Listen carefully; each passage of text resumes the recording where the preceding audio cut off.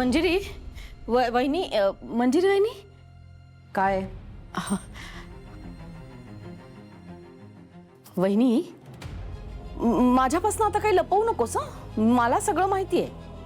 काय माहितीये? तुला खजिना सापडलाय ना?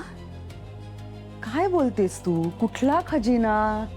अगं मंदिरात गेली होतीस ना तू. मी म्हटलं होतं तुला, आम्ही मीराचा पाठलाग करत मंदिरात गेलो होतो. तिथेच खजिना आहे. आणि माझी खात्री आहे मीराला तो खजिना नक्की सापडला नसेल. खूप हुशार आहेस ग तू नर्मदा. हे बघ, तुला तर माझ्या शक्तीचा अंदाज आहेच. आता तू मला सांग, मी तिथे असताना मीराला तो खजिना मिळेल का? म्हणजे तुला मिळालाय खजिना? कुठे? मला बघायचंय. कुठे?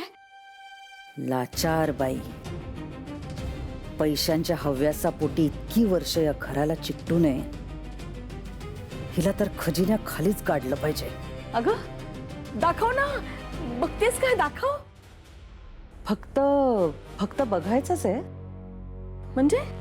अगं म्हणजे मी तुला हिस्सा देणार आहे नर्मदा. तुला माहितीये का, त्या खजिन्याची एक ओंजळ जरी भरलीस ना तरी तुझ्या 7 पिढ्या बसून खातील. काय सांगतेस का वहिनी?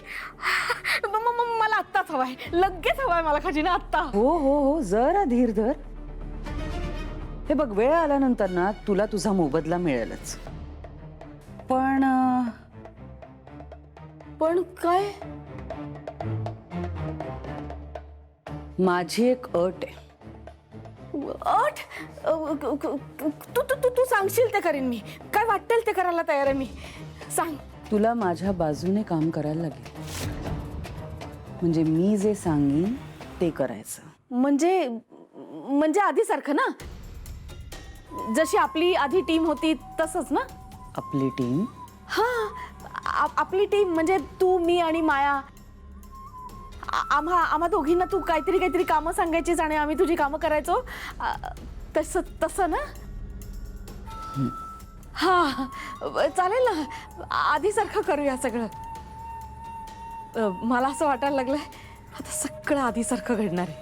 जे घडून गेलं ना तेच परत घडणार आहे. भूतकाळात तर राधा आणि गौरीने मला हरवलं होतं, पण ते मी आता होऊ देणार नाही. अजिबात नाही.